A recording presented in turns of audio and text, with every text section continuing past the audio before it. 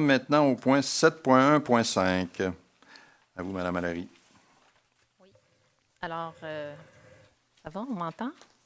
Oui, est-ce que ça fonctionne? OK, merci.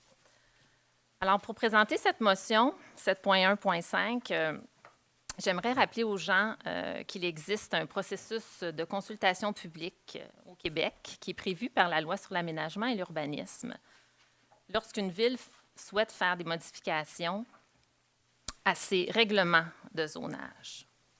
Étant l'élu responsable de l'urbanisme à Saint-Bruno-de-Montarville, je préside habituellement ces réunions.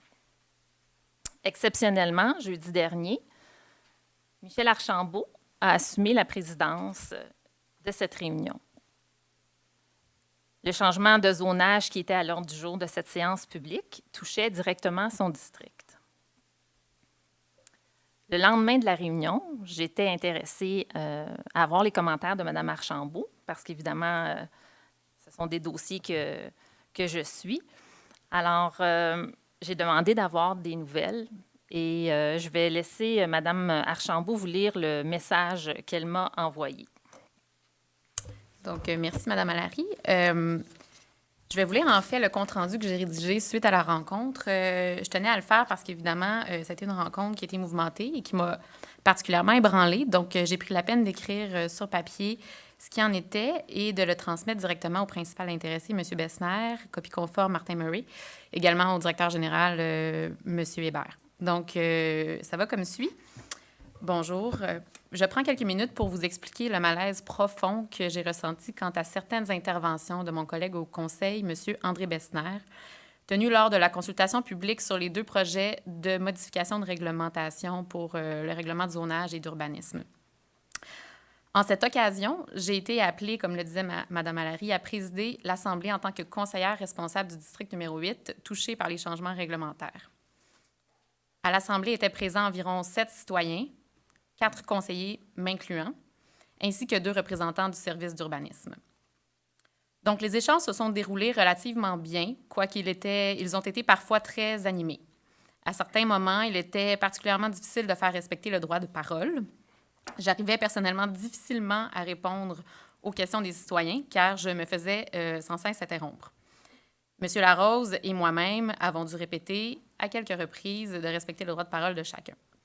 Dans ce contexte animé, il est arrivé un moment où un citoyen a pris la parole, le droit de parole, en fait, de M. Bessner, qui lui a gentiment laissé.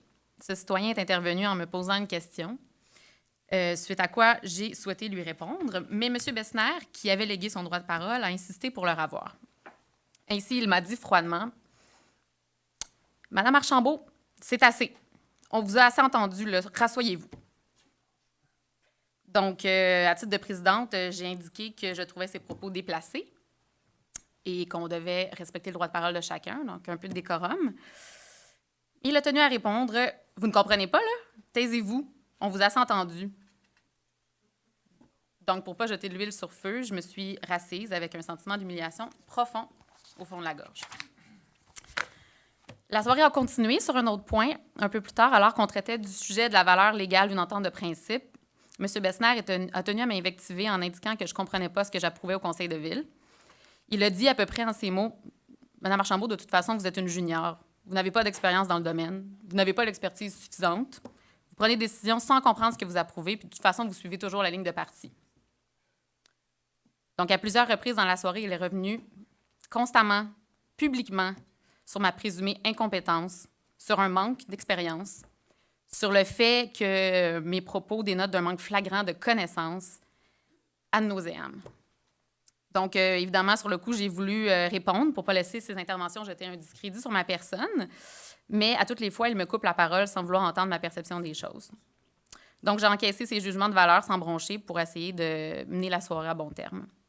Évidemment, je ne vous cache pas que je n'ai pas du tout apprécié ces invectives personnelles.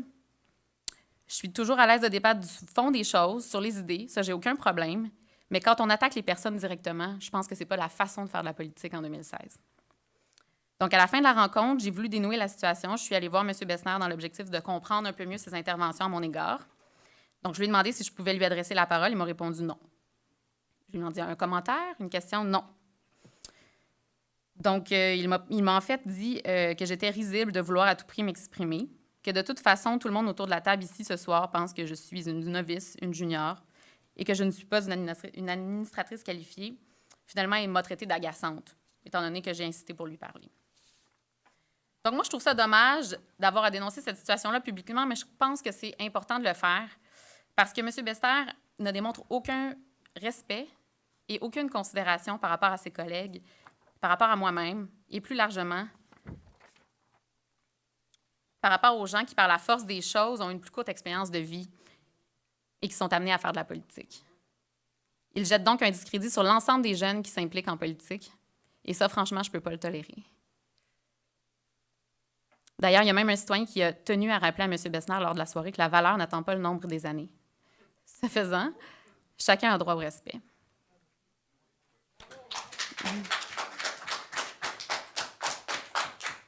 Donc, j'ai terminé en rappelant que M. Bessner contrevient à notre code d'éthique des élus, selon lequel nous sommes engagés à partager une valeur commune, celle du respect envers nos collègues élus et envers tous. Alors, finalement, je tenais à transmettre ces constats par écrit. Bien à vous. Merci. Monsieur Morin. Donc, je n'ai pas terminé. Alors, je vais présenter la motion de blâme au conseiller André Bessner, considérant qu'à la suite de leur élection, le maire et les conseillers se sont engagés sous serment à exercer leurs fonctions avec honnêteté et justice, dans le respect de la loi et du code d'éthique et de déontologie des élus municipaux de la municipalité.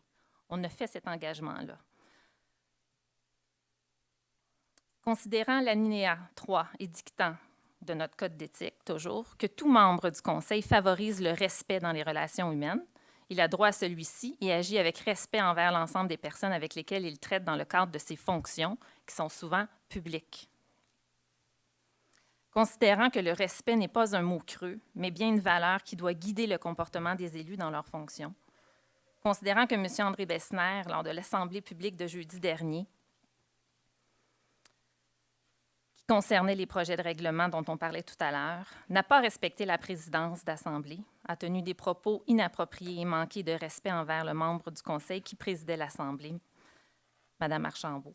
Considérant que dans le cadre de ses fonctions, M. André Bessner a spécifiquement dénigré et intimidé sa collègue élue, émis des jugements de valeur vexatoires, manqué de considération et adopté une attitude qui va à l'encontre des valeurs fédératrices du Conseil. Considérant les propos irrespectueux de M. Bessner, notamment les suivants. Vous ne comprenez rien, vous êtes une junior, une novice, taisez-vous, on vous a assez entendu.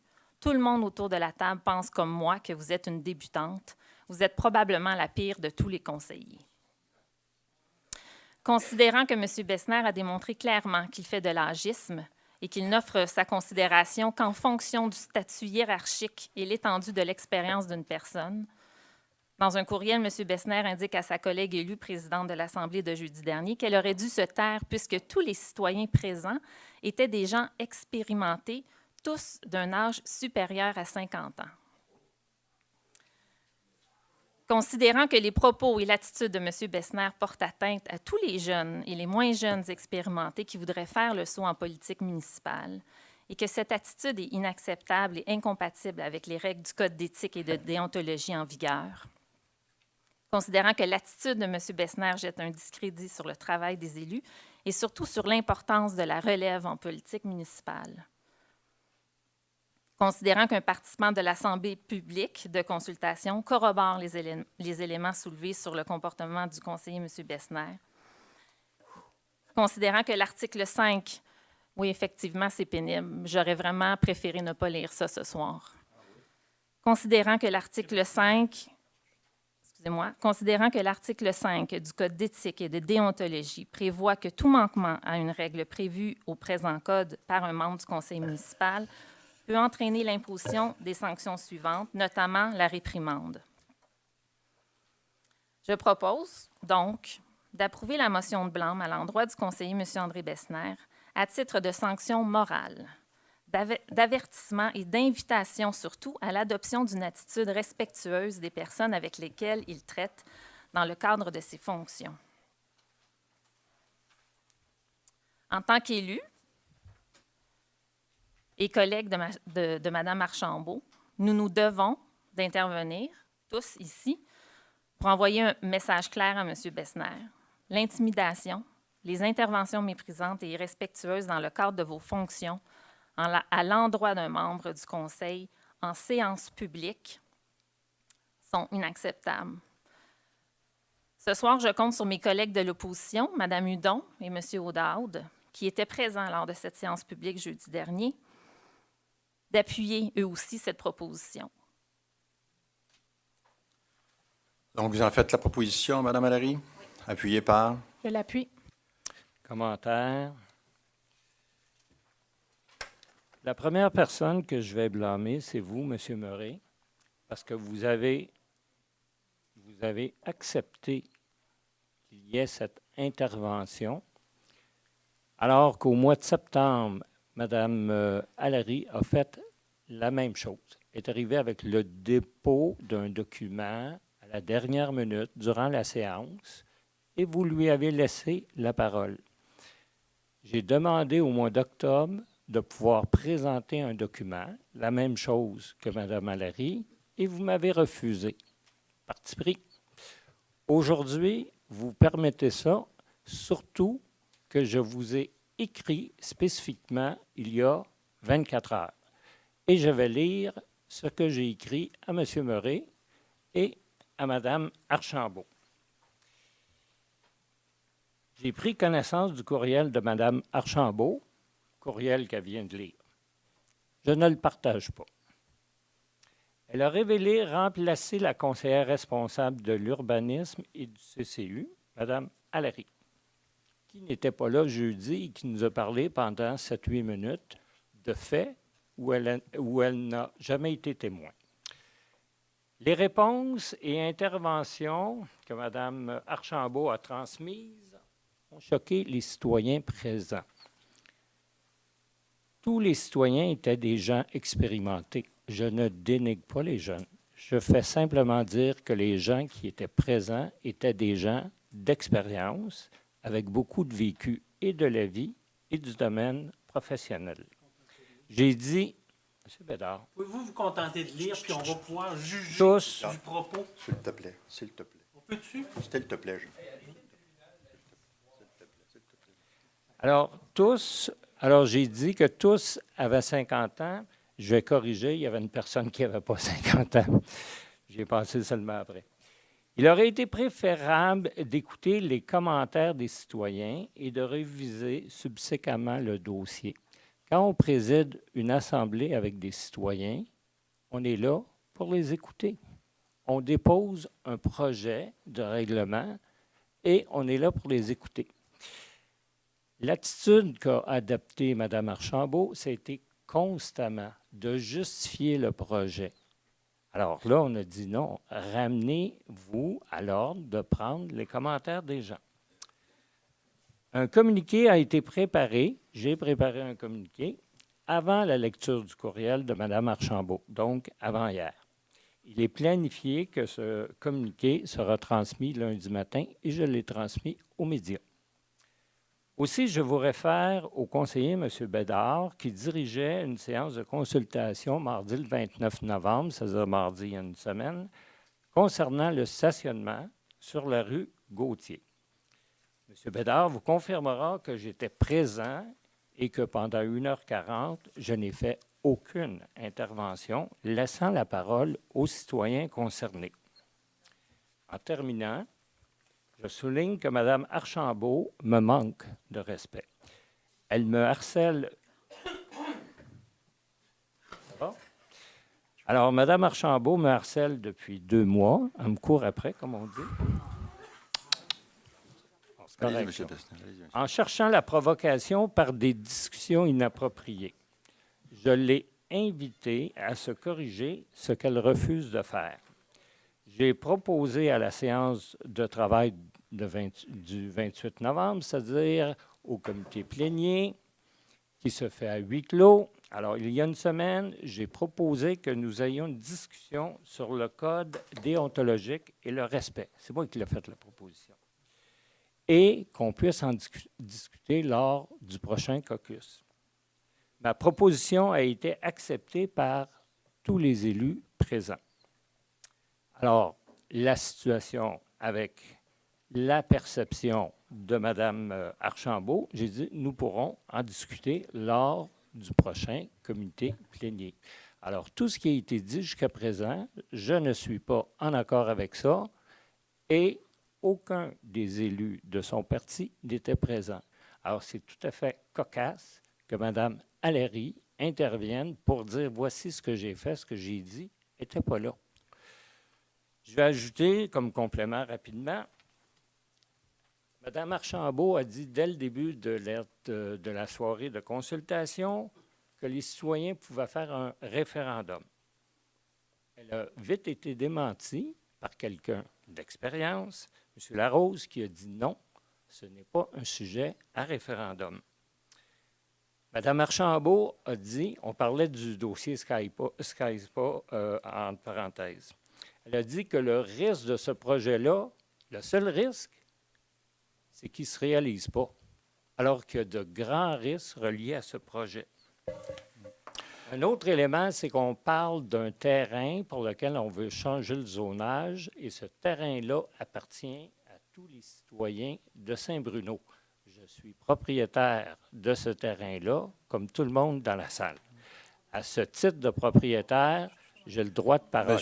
Monsieur Bessner, pouvez-vous, Oui, s'il bien, vous plaît? c'est sûr. C'est parce que M. Bessner, On le là. voit tout de suite. Non, mais M. Bessner, tout simplement, c'est parce que là, vous avez beau essayer de noyer ça dans une logorée, mais le principe est le même, c'est que vous avez eu des propos inappropriés. Vous étiez pas Et là. ces propos-là ont Vous étiez été pas avalisés par un des membres, en fait, un des employés de la Ville qui était présent. Donc, avant même de soumettre ce document ce soir, nous nous sommes assurés que ce qui était écrit était conforme à ce que la personne avait aussi vécu et avait vu. Donc, quand vous dites ceci, je m'excuse, M. Bessner, mais peu importe la situation, il est possible qu'un élu n'ait pas toute l'information, mais ça ne donne pas à un autre élu la possibilité de l'invectiver ou de la réduire. Monsieur Bessner, c'est votre interprétation. Nous, les propos qui ont été avancés ce soir ont été vérifiés et validés. Et effectivement, vous avez fait preuve d'agis, jusqu'à un certain point aussi de misogynie, parce que c'est une jeune dame qui a quand même beaucoup plus d'expérience que vous, je m'excuse, au niveau de conseillère municipale. Et oui, je pense que c'est une jeune fille qui est très brillante, et moi, je n'ai aucun problème avec son jugement. Fait que, ceci étant dit, nous allons procéder au vote, parce que je pense qu'actuellement, les choses s'étirent. Oui, Mme Bérubé. Oui, si vous permettez, Monsieur le maire. Moi, écoutez, j'ai été touchée comme femme dans cette affaire-là parce que, vous l'avez dit vous-même, à mon avis, M. Bessner n'aurait pas agi de la sorte si ça avait été un homme qui avait présidé l'Assemblée. C'est ma conviction la plus profonde. On ne dénigre pas quelqu'un comme ça publiquement. La moindre des choses, c'était que nous adoptions cette motion. Ces propos sont inadmissibles. On essaie d'intéresser les femmes à faire de la politique, M. le maire. L'UMQ débloque des budgets pour intéresser les femmes, les jeunes femmes, la relève. Est-ce que vous pensez que c'est avec des attitudes comme ça, des interactions entre conseillers, qu'on va y arriver? Personne ne va avoir envie d'occuper nos sièges. C'est bien clair. On a besoin de se respecter entre nous. Et j'ai une question pour M. Bessner. Je suis plus jeune, je suis une femme. Est-ce que vous croyez que je suis moins apte que vous à être assise sur la chaise que j'occupe aujourd'hui? Vous êtes tout simplement hors d'ordre. Monsieur... OK. Donc, oui, Monsieur... Allez-y, Mme Hudon. Monsieur Murray, j'ai eu une très longue conversation cet après-midi avec Mme Archambault sur le sujet qui nous occupe présentement. Et je lui ai clairement dit que je ne trouvais pas qu'une motion de blâme était un bon moyen d'arriver à un plus grand respect. Bien que je désapprouve fortement le manque de respect qui est occasionnel ou récurrent chez plusieurs membres du Conseil. Je pense qu'il faut arriver avec une proposition qui soit plus constructive. Alors, je vais vous proposer un amendement. Alors, je vais le lire.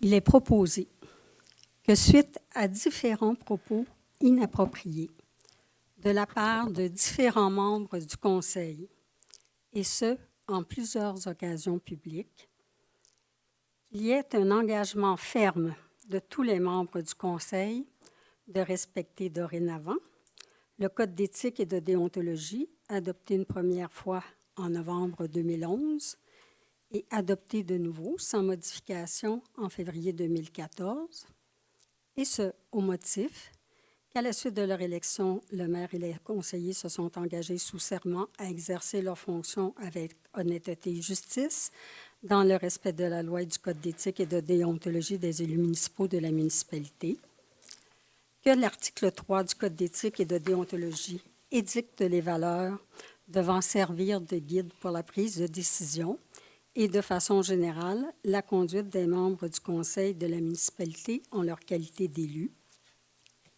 que l'alinéa 3 affirme que tout membre du conseil favorise le respect dans les relations humaines, qu'il a droit à celui-ci et agit avec respect envers l'ensemble des personnes avec lesquelles il traite dans le cadre de ses fonctions.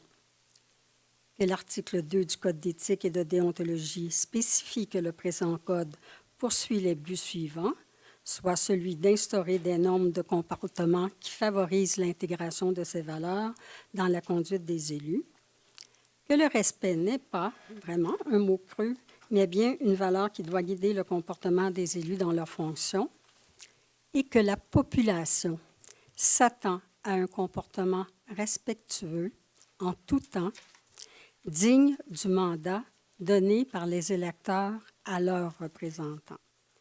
Alors, je pense que à plusieurs occasions, on en a fait des remarques plusieurs fois. Il y a souvent un manque de respect, mais ça se vit des deux côtés de la clôture. Et je pense que pour avancer dans cette dernière année de notre mandat, ça ne serait pas inutile que ce soir, au lieu de se lancer des blâmes qui pourraient tout simplement mener à une escalade, qu'on s'engage tous et chacun pour cette dernière année à respecter notre code d'éthique, et j'en fais la proposition. Vous êtes appuyé par? Je vais l'appuyer. OK. Discussion Commentaire. sur la contre-proposition. Oui. Allez-y, M. Guébremont. Oui, je vais le faire et je vais expliquer pourquoi je recommande aux membres du Conseil de demeurer avec la proposition initiale. Et je m'explique. C'est effectivement dommage et inhabituel qu'on en ait rendu là, malheureusement, mais c'est ça. C'est là qu'on en est aujourd'hui. Moi, je me joins à Mme Archambault. Ce qu'elle a mentionné tantôt, lorsque je l'ai lu pour la première fois, ça m'a beaucoup dérangé. Et les gestes troublants de M. Besnard, en fait, les paroles, pour moi, l'événement de jeudi était la dernière goutte qui a fait finalement déborder le vase. Et puis, c'est important donc de savoir que cette situation-là n'est pas un cas isolé. C'est vrai que chacun a droit à l'erreur, mais là, les situations se sont trop répétées. D'ailleurs, la base de mon appui pour la proposition que Mme Valérie a mentionnée, c'est que à maintes reprises, les gestes ont été démontrés face à des collègues, face à des employés et face aussi à des citoyens. Alors que ce soit contre Michèle Archambault, qui, soit dit en passant, le premier conseil de ville en novembre 2013, lorsqu'elle avait été nommée pour être mairesse remplaçante, M. Besnard avait apporté un amendement surprise à cette résolution-là pour dire que Michèle Archambault, en fait, il aurait été plus sécuritaire pour la ville de Saint-Bruno et les citoyens que ce ne soit pas elle qui soit mairesse remplaçante. Que ce soit un courriel de M. Besnard à M. Hébert, qui, après un plénier, M. Hébert avait salué M. Besnard en disant « bonne soirée ». En tapant sur l'épaule, M. Besnard a voulu le rappeler à l'ordre. Il lui a donc envoyé un courriel et je fais la lecture de seulement quelques points. Ça ouvre en disant « Monsieur Hébert, à la fin de la réunion de la session de travail de ce soir, vous me saluez en me tapant sur l'épaule. C'est la deuxième fois que vous commettez pareil comportement très répréhensible. Votre geste m'avait fort surpris et le regard que je vous ai adressé aurait dû vous suffire pour l'avenir. Mais étonnamment, vous avez récidivé ce soir. Je vous rappelle avoir voté contre votre embauche de DG par intérim. Les accolades sur l'épaule comme celles que vous vous avez faites sont des familiarités entre intimes. Vous êtes un employé temporaire. Je suis un élu. Je vous oblige au respect. Ça, c'est un autre exemple. Alors que ce soit ça ou que ce soit les multiples fois que M. Bessner a créé un malaise ici dans la salle du Conseil en interpellant indignement des citoyens, en les nommant par leur nom, en parlant de leurs enfants, etc., que M. Murray a dû remettre M. Bessner à l'ordre. Je vais m'en tenir à ces exemples pour ce soir. Pour ce qui est de M. Bessner et moi-même, M. Bessner me reproche, et j'utilise ces mots d'un seul courriel récent qu'il a envoyé au maire, en parlant de moi, que je le provoque, je le harcèle, je le tutoie, je l'interpelle par son prénom, je lui manque de respect, j'envoie des insultes à son égard, et ça, c'est seulement le mois dernier. Je l'ai déjà dit ici, même en séance du Conseil à quelques reprises, M. Bessner m'a déjà dit, et il ne peut le nier, de ne jamais lui adresser la parole, jusqu'à sa mort. Alors, le tout est fait pour intimider les gens autour de lui. Pourquoi? À lui de répondre, mais tout est inacceptable, peu importe la raison. Alors, l'événement de jeudi dernier, mentionné par Michel, est très triste. Un événement public devant des citoyens, mettant des employés extrêmement mal à l'aise. En entreprise, vous savez que ça fait longtemps que M. Bessner aurait été renvoyé pour mauvaise conduite. Le Code d'éthique ne nous donne pas beaucoup d'outils pour réprimander sérieusement un élu. Sinon, j'aurais appuyé une action beaucoup plus sévère ce soir pour envoyer un message à une personne qui continue d'abuser le système et qui continue d'intimider les gens. J'urge également mes collègues, moi aussi, de l'opposition, M. Audard et Mme Hudon, de supporter cette motion parce que le comportement de M. Bessner n'a simplement pas sa place et cette dénonciation devrait être au-dessus de tout ce qui est politique. Je suggère finalement à M. Bessner de simplement faire amende honorable, arrêter d'essayer de justifier tout geste et toute parole, même encore ce soir. Il a blâmé Michel parce qu'elle a mal géré la séance, parce qu'elle a dit des niaiseries. Il vient de le dire, il vient de renforcer le fait qu'il a dit des choses la semaine dernière, qu'il se justifie pourquoi il les a dit. Alors moi, je dis bravo à Michel pour avoir exposé ce comportement intimidateur de la part de M. Bessner. Assez, c'est assez. Et je complète en disant que ce que Mme Hudon a dit concernant une contre-proposition, je crois qu'elle l'a positionnée, moi, je trouve que ça se recoupe beaucoup avec les considérants que Mme Malary a fait. Par contre, on ne peut pas laisser aller ce qui a été dit, ce qui a été fait dans les 3 dernières années. Et le point culminant, c'est jeudi dernier, publiquement, c'est totalement inacceptable. Alors moi, je recommande qu'on conserve la motion de blâme et qu'on ajoute les éléments que Mme Hudon vient de mentionner, qui sont des généralités. Et en fait, nul ne peut être contre la vertu. Mais il y a des bons points là-dedans. C'est important. Donnons-nous ce devoir-là. Pas de problème. Mais encore une fois, je considère qu'on devrait conserver la motion de blâme et simplement ajouter les éléments que Mme Hudon vient de prononcer. Merci.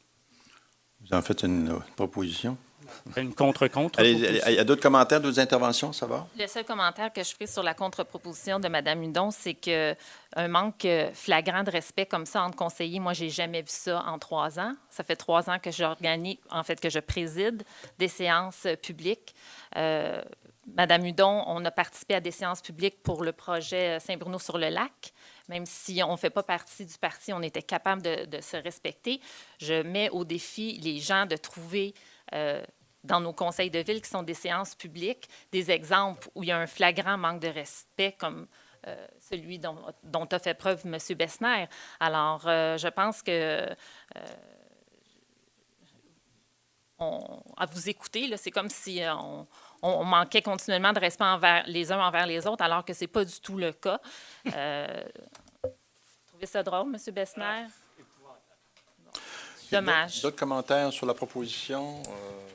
J'aimerais juste ajouter, moi aussi, Mme Hudon, je suis un peu surpris de votre proposition parce qu'effectivement, il y a eu des échanges musclés en plénier quand il y a eu, surtout la première année. Puis c'est vrai que c'était plus serré, puis les échanges n'étaient pas très cordiaux. D'accord. Mais forte est de constater que ça s'est limité au plénier. Je vous mets au défi, l'Alliance municipale, de sortir et de lister des choses en public qui ont été faites en manque de respect pour des gens, des collègues élus. C'est justement le but de la proposition. Je pense qu'il faut pas commencer ça. Non. Mais Moi, madame, là, je vous dis, là, ce soir, là, dans Marie-Victorin, là, il y aura probablement la plus jeune élue de l'Assemblée nationale. Elle a 24 ans. Puis j'espère qu'elle va être élue. Ici, là, on a une jeune dame qui va être finissante. Tu finis ton dernier examen au HEC. Au MBA, pardon, au HEC, excuse-moi, au MBA, lundi prochain. On a probablement un des beaux espoirs du Québec ici avec nous. Puis on a un retraité de banque qui a été mis à la retraite à l'âge de 45 ans. Pour venir la critiquer, je vais vous dire une affaire. Il y a une limite. Là. S'il vous plaît. OK. Là, je pense qu'on discute de la contre-proposition. D'autres commentaires par rapport à la contre-proposition? On va s'en tenir. Ça va? D'autres commentaires? C'est parfait. Donc, on est prêt à passer au vote pour la contre-proposition. Contre.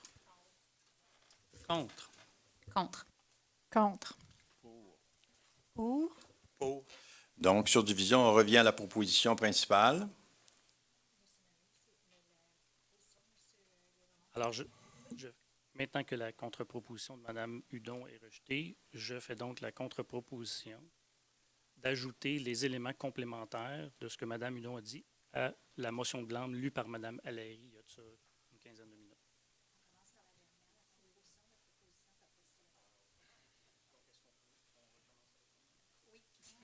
OK. Commentaire? Sur cette contre-proposition-là, qui vient prendre la proposition principale et qui ajoute un élément qui est celui de Mme Hudon. Monsieur Murray, c'est absolument contradictoire. Non? Oui, c'est contradictoire, voyons. Le vote est commencé. OK. Mais donc, vous êtes contradictoire. Sur quelle base? Bien, je ne sais pas moi-même, là, je m'excuse, je suis un peu... J'ai fait une proposition d'amendement. Votre écart? J'ai fait une proposition d'amendement qui, clairement... Bon, je vais essayer de parler plus fort. Mon micro est pourtant bien ouvert. J'ai fait une proposition d'amendement parce qu'il me semble qu'une escalade au niveau des blâmes n'est pas souhaitable. Alors, je ne vois pas tellement en quoi le fait que vous avez battu cette proposition-là, en quoi on peut la rajouter à la proposition principale, parce qu'il y a une contradiction à la base, puis je l'ai très clairement exprimée, je pense, en disant, puis Mme Archambault connaît ma position parce qu'on en a discuté, je n'ai pas minité le temps, mais on en a discuté très longuement cet après-midi.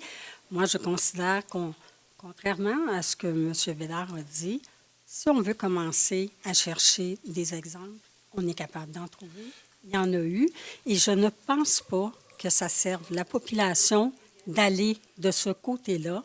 Et c'était le sens de ma proposition. En fait, je ne vois pas qu'elle se rajoute à cette proposition. Donc, juste en réponse à ce que Mme Hudon... La raison pour laquelle je voulais ajouter ce que Mme Hudon a apporté, je ne voulais pas ajouter son préambule qui expliquait pourquoi elle ne voterait pas pour la motion de blâme. Mais ce qu'elle a lu de sa proposition, selon moi, les 2 premiers paragraphes faisaient du sens. Le reste, c'est des généralités de code d'éthique qui sont également dans la motion de blâme.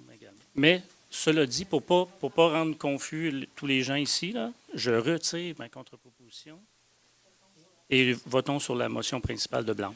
OK. Donc, on en est rendu là. Donc, on revient à la proposition principale. Pour.